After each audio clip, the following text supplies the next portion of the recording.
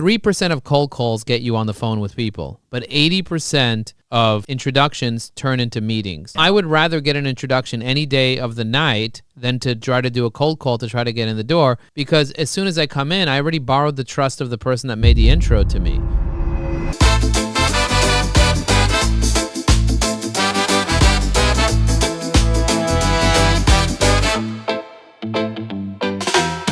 Well, my friends, we're here talking about leads. We're talking about leads. We're talking about LinkedIn. We're talking about prospecting. We're talking about doing this smartly in the year 2026 and beyond.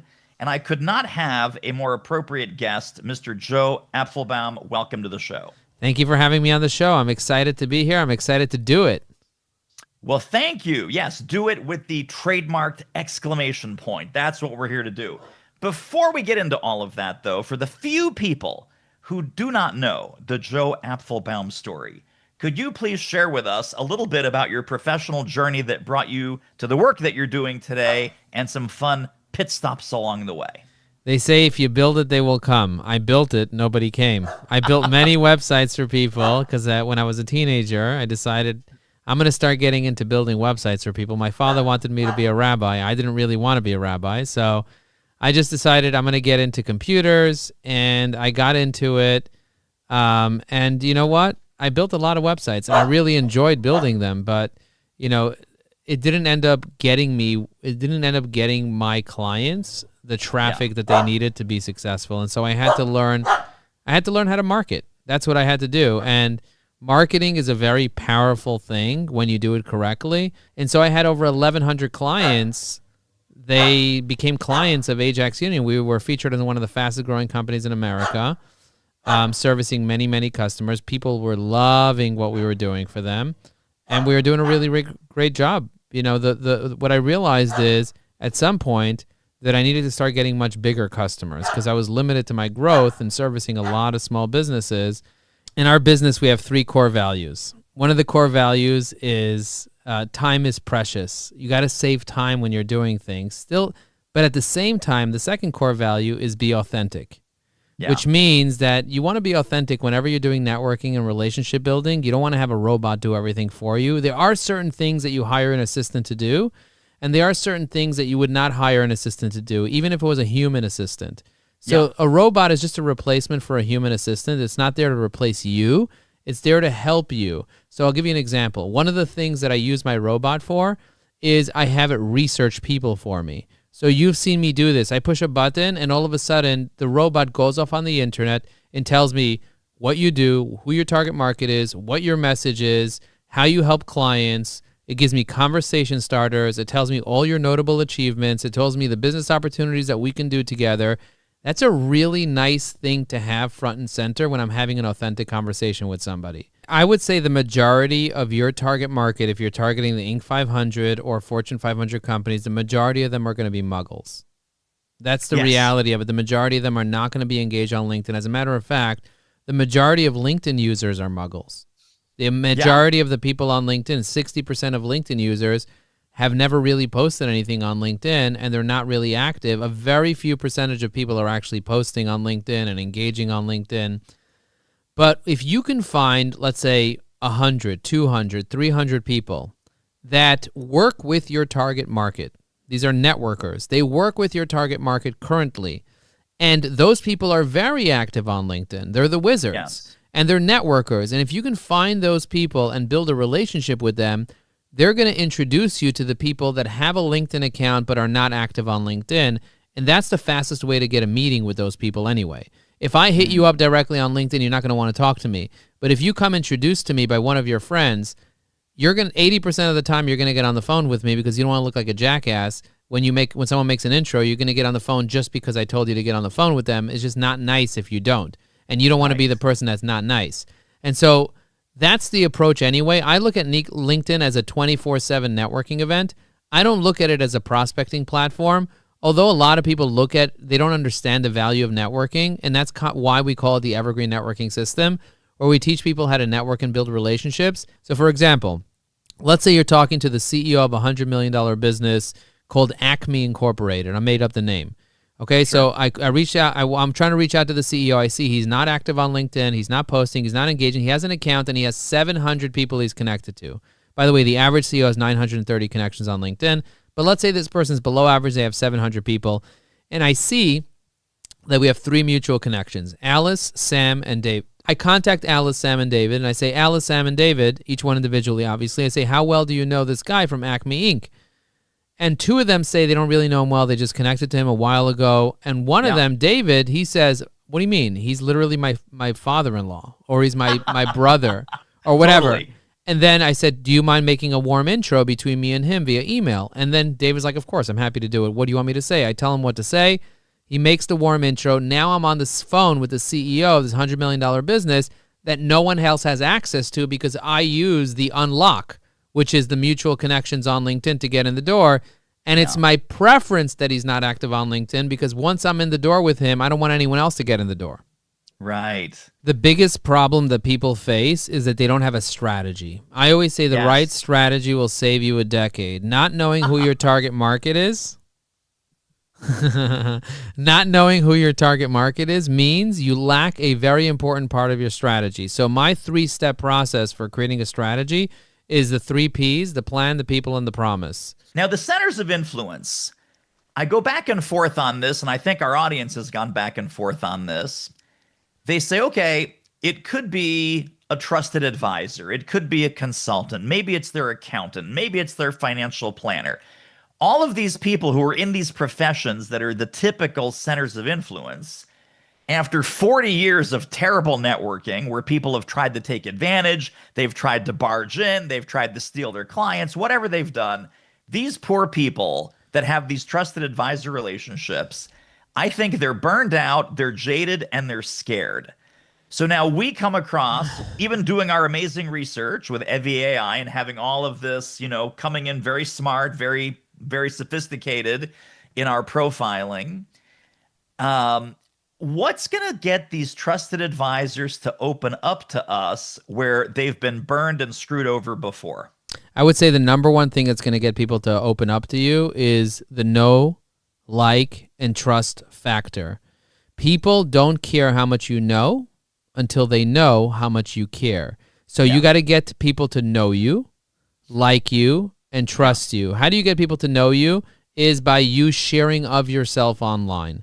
That's the number one factor that people will get to know you, that you'll know that you're different because they know your story and they know who you are. That's number one. Number two, how do you get people to like you? Is they are like you, they will like you. So the more you share of yourself, the more they could identify similar stories to the problems that you had, the vulnerabilities that you have, and so on. And the third component, trust. When you get to know somebody else, they automatically trust you. That's just what happens. If I don't know anything about you, then you don't trust me so much. But when I start doing AI research on you, and now I know every podcast you've been on, suddenly you're like, this guy knows me. So I feel like I need to trust him more because he knows me. We want to be known by people. Like, think about your whole life. You're trying to get known by your lovers, known by your friends, known by your clients, known by your prospects. So if I take the time to know you, then you'll trust me more, especially if you know how much I care about you. For the people listening that might be, because again, this might set off people's radar. I'm just channeling our listeners here. That's my job here at the show. Channel away. As long as you're not channeling aliens, we're good. No, we're not channeling aliens. We're not channeling evil spirits. People hear what we're talking about, Joe. And as smart as it is and as necessary as it is, essential, they say, well, that sounds a little bit manipulative. That sounds like we're just sort of, putting out the honey trap and we're trying to snare people. The way I reframe this, I call this intentionally befriending the people that you want to be friends with. And you just said it a moment ago. If people are married, right? How'd you find your spouse? How'd you close that deal? Just by randomly sitting around and going, oh, I hope something happens. No, you wanted to intentionally befriend this person in a romantic way. How'd you get the job that you've had, or your first job, right? Oh, I just sat around and I hoped some employer would come around. No, you intentionally befriended people that are in that company or that know that company. This concept of intentionally setting your sights on a genuine relationship that you want to enter with a value mindset, a giving mindset, a generosity mindset, a mutual benefit mindset. There's nothing skeevy or schemy or weird about intentionally befriending people that you know you can help, and similarly that you know might be able to help you. So all that mindset around, boy, this whole intentionality and zeroing in and targeting, it feels kind of skeevy. It's like this is how humans have been doing it for 3,000 years. And here's the other thing I want to add to that. I think you're right. Humans have been doing this intentionally, connecting and building relationships. I think when people hear that you have a strategy to build a relationship and it doesn't sound organic, they don't feel like that is a friendship. They feel like it's more of a game or like a sport, and that's kind of like that makes them feel uncomfortable with them making friends as a game or a sport. But realize networking and life is a game. Life is a game, and you can decide to be strategic and make friends strategically, or you can wait for friends to come to you.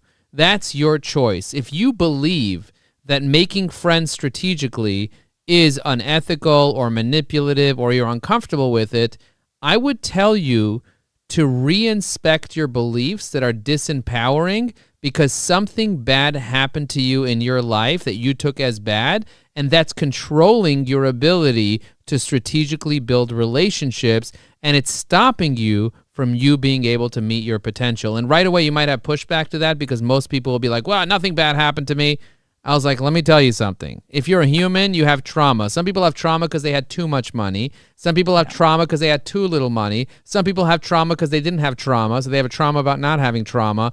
Everybody has trauma, and that's how we grow. A butterfly doesn't just become a butterfly. It has to suffer through the cocoon. Otherwise, it has crooked wings. And so what I would tell you to do is just look through your beliefs and ask yourself, is this an empowering belief? Because it's just a belief. Beliefs are neutral. Just like nature is neutral, the wind blows on everything. It doesn't just blow on you. The wind literally blows on everything. And so if you're taking it personal, if you're saying, oh, I don't like this, it's not that you don't like this, it's that you have a belief that this is manipulative because somebody hurt you in some way so that you think that this is the same as that. But it's not true. This is just a way for you to get where you're going. And often, because of my outreach, because of my befriending, because of my strategy, people will thank me to the endless of the world saying, oh my God, thank you for befriending me. I would have never reached out to you because I have my trauma, and the fact that you overcame yours to be able to be open enough to connect with people and be a conduit of blessing, and that's what I want to be. I believe that the right strategy will save you a decade, and most people are using energy without strategy. So if you could take one thing today is inspect your strategy for the upcoming year. Make sure that you work with someone to help you craft a strategy that will help you be able to meet your goals faster, more productively, and more profitably. If you would like a demo of 𝗬𝗓 AI, you could simply send the word demo to 973-841-8868. That's 973-841-8868, and an AI will respond with a demo. And if you'd like to meet with me, you could always let me know through that number that you want to meet, or you could always email hello@𝗬𝗓AI.com, and my team will be more than happy to help you out and get you up and running and support you. We love helping people and love making a difference for people. And of course, if you want to check my LinkedIn, you can go to joelinkedin.com. That's joelinkedin.com. It forwards to my LinkedIn. It's really easy for podcasts. It's one of my 99 LinkedIn hacks. I have 99 hacks, and a pitch ain't one of them. And so if you go to 99hacks.club, you can join the 99 Hacks Club. We actually have a discount right now for all the listeners here to get $900 off the 99 hacks. It's usually $1,000, but you can get it for $99 if you go to 99hacks.club. But I just want you to take away the concept of strategy, because if you do things methodically, if you do things strategically, you're going to get where you want to go and make your impact much faster. So Stephen Covey talks about this in the 7 Habits of Highly Effective People. At the end, he says, you got to sharpen the saw, because if you have 8 hours to cut down a tree, you can spend all 8 hours with a dull saw. You can spend 15 minutes sharpening the saw. So spend some time being strategic, and you're going to be able to have a bigger impact. Totally amazing. Want to make networking easier and more effective? Try 𝗬𝗓 AI, your AI-powered sidekick that helps you connect, engage, and grow your network faster than ever. Click the link and start building smarter relationships today.